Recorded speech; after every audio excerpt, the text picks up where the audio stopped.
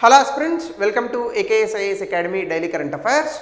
So ముందుగా నేను ఇచ్చినటువంటి క్వశ్చన్లో ఫేమ్ పథకం గురించి ఇచ్చాం. Faster adoption of electric vehicles అది scheme. So national electric mobility ప్లాన్లో భాగం అది. ఎస్, ఇది కరెక్టే. All three are actually correct. So answer is 1, 2, 3. So before we go to the session, UPSC admissions అట్లాగనే group 1 and group 2 both Telangana and Andhra Pradesh admissions వాటి కోసం కనుక మీరు చూస్తూ ఉంటే are any of your friends are kind of thing, so దయచేసి కింద నెంబర్కి కాల్ చేయండి. ఇంకా ఈరోజు టాపిక్ ఆల్రెడీ మీరు థంబ్నెయిల్లో చూసే ఉంటారు. ఆకాశాన్ని అంటుతున్నటువంటి బంగారం ధరలు. ఆకాశాన్ని తాకుతున్న బంగారం ధరలు కదా, ఆల్రెడీ తాకేసాయి. ఎందుకంటే 10 గ్రాములు, 1 గ్రామ్ ఈజ్ ఈక్వల్ టు దాదాపుగా 11,000 రూపాయలు ఉంది ఇప్పుడు. అంటే 10 గ్రామ్స్ ఈజ్ ఈక్వల్ టు 1,10,000 రూపాయలు. కరెక్ట్గా ఇదే 5 years 6 years క్రితం మనకి 45,000 రూపాయలకి అటు ఇటుగా దగ్గరగా ఉంది. సో అట్లాంటిది ఇప్పుడు డబుల్ కూడా కాదు, ట్రిపుల్ అయిపోయింది ఆల్మోస్ట్. సో దీనికి అనేక కారణాలు ఉన్నాయి. ఒకటి, ట్రంప్ చాలా అతిపెద్ద కారణంగా ప్రపంచం చెప్తోంది. అయితే 2, భారతదేశంలో బంగారం కొనడం అనేటటువంటి ఒక పర్టికులర్ కల్చర్, సంస్కృతి దాదాపుగా భారతదేశం అంతటా కులం, మతం, వర్ణం, వర్గం, ప్రాంతం ఏది లేదు, అన్ని ప్రాంతాల వారు కూడా చాలా సమానంగా భావించేటటువంటి ఒక ఎసెట్. అందులోని ఇప్పుడు భారతదేశంలో మనకి సాధారణంగా లోన్స్ 2 రకాలు ఉంటాయి. ఒకటి secured loans, 2 non secured loans. Secured లోన్స్లో గోల్డ్ లోన్ చాలా ఈజీగా లభిస్తుంది. కాబట్టి గోల్డ్ అనేటటువంటి అసెట్ మీద డబ్బులు పెట్టడానికి చాలామంది ఆసక్తి చూపిస్తున్నారు. సో ప్రపంచవ్యాప్తంగా డిమాండ్లో చైనా తర్వాత అత్యధికంగా డిమాండ్ ఉన్నటువంటి దేశం భారతదేశం. సో దీనికి సంబంధించి ఇటీవల కాలంలో especially in the last 2 to 3 months మనకి ఆల్మోస్ట్ 9,000 రూపాయల నుంచి అది అలా పెరుగుకుంటూ 11,000 రూపాయల వరకు కూడా ఇప్పుడు బంగారం ధర 1 గ్రామ్కి వచ్చేసినటువంటి పరిస్థితి. సో దీనికి కారణాలు ఏంటి? ఫస్ట్ ఆఫ్ ఆల్ దీనికి కారణాలు చూసే ముందు న్యూస్లో మనకి భారతదేశం వేరే దేశాల నుంచి గోల్డ్ని తెచ్చుకోకుండా మన దేశంలోనే ఆల్రెడీ తవ్వేసినటువంటి గోల్డ్ మైన్స్లో మళ్ళా పునఃప్రారంభించి ఈ యొక్క గనుల తవ్వకాలు అనేటటువంటి చేయాలని అనుకుంటోంది. సో ఇక్కడే మనకి డొమెస్టిక్ ప్రొడక్షన్ అంటే భారతదేశంలోనే సొంతంగా బంగారం ఉత్పత్తి అనేటటువంటి చేయాలని అనుకుంటున్నారు. దీన్నే మనం కనుక చూస్తే ఎక్స్ట్రాక్టింగ్ గోల్డ్ ఫ్రమ్ మైన్ టైలింగ్స్ అని అంటారు. మైన్ టైలింగ్స్ అంటే ఒక గోల్డ్ మైన్ ఉందనుకోండి, దాంతో ఆల్రెడీ తవ్వేశారు గోల్డ్ ఓర్ అంతా కూడా. గోల్డ్ ఎప్పుడు కూడా మన సినిమాల్లో చూపించినట్టుగా కాదు, గోల్డ్ ఓర్ లాగానే, ఐరన్ ఓర్ లాగానే మనకు వస్తుందన్నమాట. సో అట్లా తవ్వేసిన తర్వాత కూడా మనకి ఇంకా కొన్ని మిగిలిపోతుంటాయి అందులో. సో ఆ రెమినెంట్స్ని ఎక్స్ట్రాక్ట్ చేయాలని అనుకుంటున్నారు. కానీ ఒరిజినల్గా చూస్తే ఈ మైన్ ట్రైలింగ్ అనేటటువంటి ఆ రెమినెంట్స్ ఎక్స్ట్రాక్షన్ చాలా కాస్ట్లీ. కానీ పెరిగిన బంగారం ధరలతో పోలిస్తే అది చాలా తక్కువ ఇప్పుడు. సో కాబట్టి హయ్యర్ కాస్ట్ అయినా కూడా ఇప్పుడు భారతదేశం అదే చేయాలని అనుకుంటుంది. సో అలాగే ఎక్స్పర్ట్స్ కూడా ఏమంటున్నారంటే లేబర్ని కాకుండా మెకనైజ్డ్ మైనింగ్ అంటే మెషిన్స్ వాడి కనుక మనం మైనింగ్ చేయగలిగితే ప్రొడక్షన్ని చాలా అద్భుతంగా స్కేలప్ చేయొచ్చు అని అంటున్నారు. భారతదేశంలో దాదాపుగా ఒక సంవత్సరానికి ఒక పర్టికులర్ మైన్ నుంచి ఈ మధ్యన కొలార్ గోల్డ్ మైన్స్ కూడా స్టార్ట్ చేస్తున్నారట. 750 కిలోల గోల్డ్ దాని నుంచి వస్తుందని అంచనా. అయితే ఇక్కడ కనుక మనం చూస్తే ఒకసారి గోల్డ్ ప్రైస్ ట్రెండ్స్ కనుక చూస్తే ఇంటర్నేషనల్గా 6.7% పెరిగింది. దాదాపుగా 3,750 రూపాయలు ఒక ఔన్స్కి మనకి గోల్డ్ ఉంది. అదే ఆగస్ట్లో అయితే మనకి ప్రైసెస్ ఒక్క ఆగస్ట్లోనే 4% పెరిగాయి. దీనికి కొన్ని జియోపొలిటికల్ కన్సర్న్స్ అనేటటువంటివి ఉన్నాయి. మన దేశంలో 24 క్యారెట్ల వాడతాం, ఎందుకంటే దుబాయ్ లాంటి దేశాల్లో 18 క్యారెట్ల బంగారం కూడా వాడతారు. కానీ మన దేశంలో 24 క్యారెట్లు, అది జ్యువెలరీ అయితే అది 22 క్యారెట్స్కి వస్తుంది. సో 24 క్యారెట్ల బంగారం ఇప్పుడు దాదాపుగా 1,14,000 రూపాయలు ఉంది 10 గ్రాములకి. అంటే 11,040 రూపాయలు. సో 11,400 రూపాయలు దాదాపుగా మనకి 1 గ్రామ్కి ఉంది. సో ఇది గతంలో ఇదే సంవత్సరంలో ఒక 3 నెలల క్రితం మే నెలలో మనకి 95,000 అంటే 9,500 రూపాయలు ఉంది. అంటే ఎంత పెరుగుదల నమోదు చేస్తుందో చూడండి. సో ఇంత వేగంగా పెరగడానికి గల కారణాలు ఇది చూసే ముందు gold import and domestic production. దాదాపుగా భారతదేశం 1000 టన్నుల బంగారాన్ని సంవత్సరానికి దిగుమతి చేసుకుంటుంది. ఎందుకంటే మీ అందరికీ తెలుసు భారతదేశంలో గోల్డ్ అనేటటువంటిది కేవలం ఎసెట్టే కాదు, it is part of our culture. ఎందుకంటే మనకి మ్యారేజెస్ జరిగితే అది ఏ మ్యారేజ్ అయినా కావచ్చు, అది ఏ పర్టికులర్ సంప్రదాయమైనా కావచ్చు, హిందువులు, ముస్లింలు, జైనులు, బౌద్ధులు, క్రిస్టియన్స్, ఎవ్రీవన్ వాళ్ళు గోల్డ్లోనే ఇన్వెస్ట్ చేస్తారు. Point number 1. పాయింట్ నెంబర్ 2, 2024-25లో మన దేశంలో డొమెస్టిక్ గోల్డ్ ప్రొడక్షన్ 1.62 టన్నులు ఉంది. So almost all student 1.62 turns. About 1255 కోట్లు. అయితే మీరు కనుక చూస్తే ఇందులో ఏ రాష్ట్రాల నుంచి మనం ఎక్కువగా గోల్డ్ని తవ్వకాలు చేస్తూ ఉంటాం? ఒకటి కర్ణాటకలో ఎక్కువగా దొరుకుతుంది, దాని తర్వాత ఆంధ్రప్రదేశ్, దాని తర్వాత జార్ఖండ్. ఈ 3 ప్రాంతాల్లోని మనకి ఈ బంగారం ఉత్పత్తి అనేటటువంటిది చాలా అత్యధికంగా ఉంది. సాధారణంగా మనకి ఈ పర్టికులర్ థింగ్స్లో ఇది ఎగ్జామినేషన్లో అడిగేటటువంటి అవకాశం ఉంది. So you have to be very careful. అట్లానే రీజన్స్ బిహైండ్ గోల్డ్ ప్రైసింగ్, ఇందాక మనం అనుకున్నటువంటి టాపిక్లో ఎందుకు బంగారం ధరలు ఇంత ఆకాశాన్ని తాకేటటువంటి దిశగా వెళ్తున్నాయి, దీనికి గల కారణాలు ఏంటి? ఒకటి, ప్రపంచవ్యాప్తంగా గ్లోబల్ గోల్డ్ ప్రైసెస్ పెరగడం. అంటే ప్రపంచవ్యాప్తంగా గోల్డ్ ప్రైసెస్ అనేటటువంటివి చాలా పెరిగాయి. ముఖ్యంగా ఇది ఎందుకంటే యుఎస్ డాలర్ వీకెన్ అవుతుంది. అంటే డాలర్ విలువ కనుక పడిపోతే సాధారణంగా ఏం చేస్తారంటే అమెరికా దేశంలో ఇన్వెస్ట్మెంట్స్ చేయడానికి ఎవరు ఇష్టపడరు. సో వేరే వేరే దేశాల్లో కనుక ఇన్వెస్ట్మెంట్ చేస్తే, ఎందుకంటే అమెరికా లాంటి ఇంకో దేశం లేనేలేదు.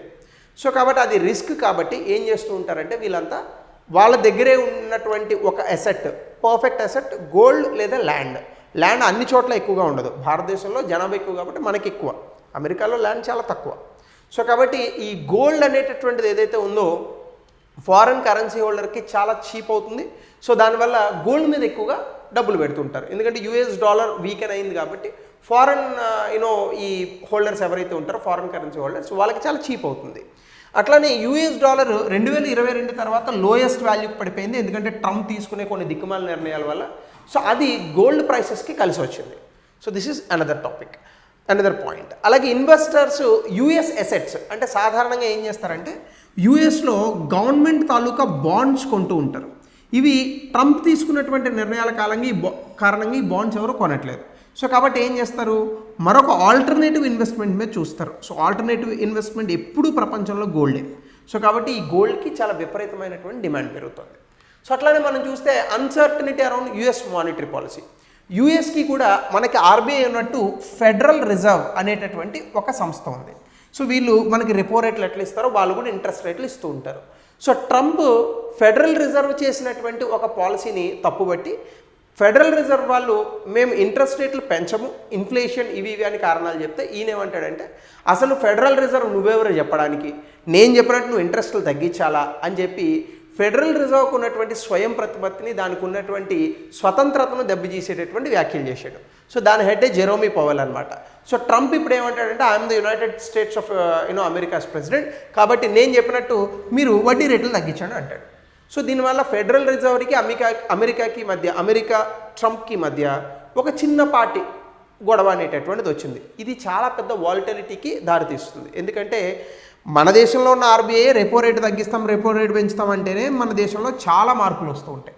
అట్లాంటిది $30 ట్రిలియన్ అతిపెద్ద ఆర్థిక వ్యవస్థ అయినటువంటి అమెరికాలో ఫెడరల్ రిజర్వ్ తీసుకునేటటువంటి నిర్ణయాన్ని ట్రంప్ ఇబ్బంది పెడుతూ ఉంటే దాని తాలూకా ఈ ఫ్లక్చుయేషన్స్ అనేటటువంటి మార్కెట్ మీద ఉండవా? కాబట్టి ఎందుకన్నా మంచిది మనకి అమెరికాలో పెట్టుబడులు పెట్టే కన్నా గోల్డ్ మీద పెట్టుబడులు పెట్టచ్చు అని ఆల్టర్నేటివ్ థాట్స్ వస్తున్నాయి ఇన్వెస్టర్స్కి.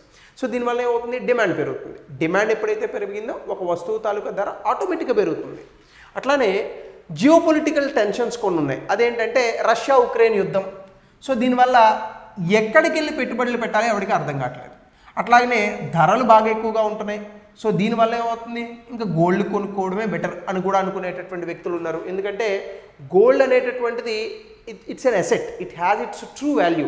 సాధారణంగా గోల్డ్కి ఇంట్రిన్సిక్ వాల్యూ అని అంటాం మనం. ఇంట్రిన్సిక్ వాల్యూ అంటే తనంతట తనకే విలువ ఉన్నటువంటి ఒక వస్తువు, అదే బంగారం. సో ఇంట్రిన్సిక్ వాల్యూ అఫ్కోర్స్ వెండికి ఇతర వాటికి కూడా ఉంటుంది, కానీ గోల్డ్కు ఉన్నంత ఉండదు. సో ఇంట్రిన్సిక్ వాల్యూ ఉన్నటువంటి ఒక వస్తువు కాబట్టి దీన్ని ఎక్కువగా ఇన్వెస్ట్ చేస్తూ ఉంటారు. అట్లానే ఈ federal United States of America federal reserve taluka United States of America taluka tariffs ఇవన్నీ కూడా ప్రపంచవ్యాప్తంగా చాలా అనిశ్చితికి దారితీస్తున్నాయి. సో దీనివల్ల కూడా ఆల్టర్నేటివ్ ఇన్వెస్ట్మెంట్లో భాగంగా గోల్డ్ వైపు వెళ్ళిపోతున్నారు చాలామంది. సో ఎనలిస్టులు ఏం చెప్తున్నారు అనేది కనుక మనం చూస్తే అమెరికా వేస్తున్నటువంటి పన్నులు, అమెరికా ఆర్థిక వ్యవస్థలో వచ్చిన అనిశ్చితి, ప్రపంచవ్యాప్తంగా ఈ కొనేటటువంటి గ్లోబల్ బయింగ్ యాక్టివిటీ ఇవన్నీ కూడా గోల్డ్ ప్రైసెస్ పెరగడానికి కారణాలుగా మారాయి. అంటే ప్రపంచవ్యాప్తంగా బంగారం ధరలు పెరగడానికి అత్యంత ప్రధానమైనటువంటి కారణం యుఎస్ఏ.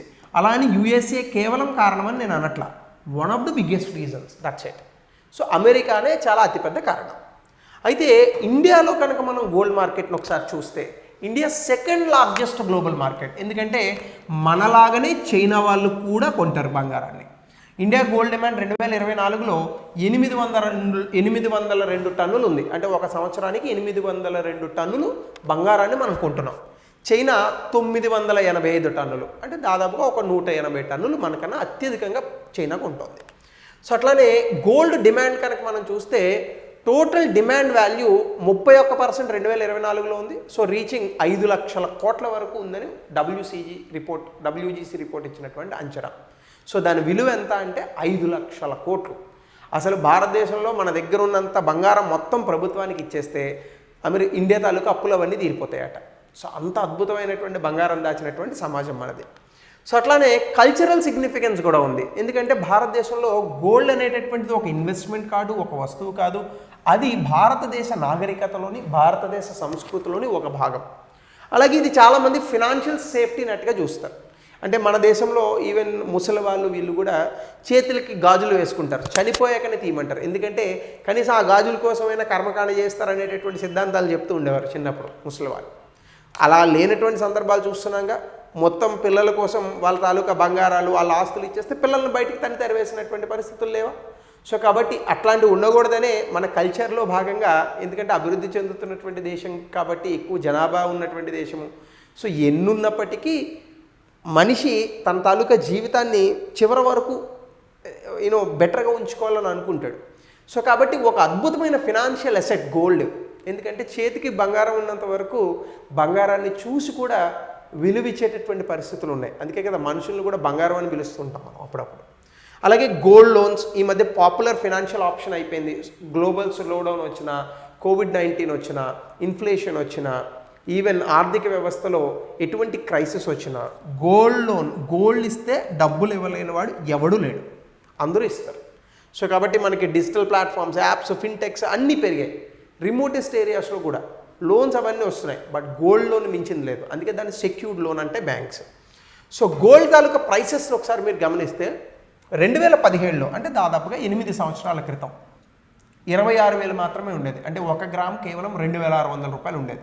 అది 2019లో 3,100 రూపాయలు అయింది. అదే ఇప్పుడు 2023లో 51,000 అయింది. అంటే 2023 నుంచి కేవలం 2025 2 సంవత్సరాల వ్యవధిలో, 2 ఇయర్స్ వ్యవధిలో గోల్డ్ ప్రైసెస్ డబుల్ అయ్యాయి. ట్రంప్ వచ్చింది కూడా 2023 ఆ ప్రాంతంలోనే. సో ఖచ్చితంగా దెర్ ఈజ్ ఎ కోయిన్సిడెన్స్ మాత్రమే కాదు, అమెరికా ప్రభుత్వం చేస్తున్నటువంటి చేష్టల కారణంగానే గోల్డ్ ప్రైసెస్ పెరిగాయి.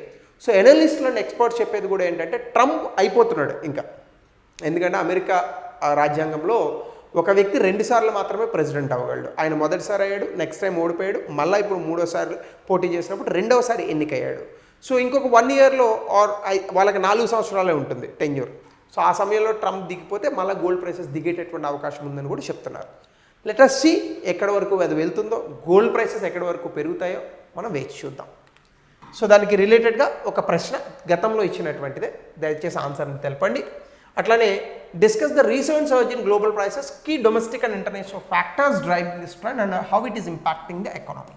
200 పదాల్లో రాయండి. గోల్డ్ ప్రైసెస్ మీద మీ అభిప్రాయాన్ని. గోల్డ్ మీద డబ్బులు పెట్టడం మంచిదా చెడ్డదా? వ్యతిరేకించే వాళ్ళు ఉన్నారు, సపోర్ట్ చేసే వాళ్ళు ఉన్నారు. అందులో మీరేంటో దయచేసి కమెంట్ సెక్షన్లో పెట్టండి. So thank you, have a good day, will meet tomorrow.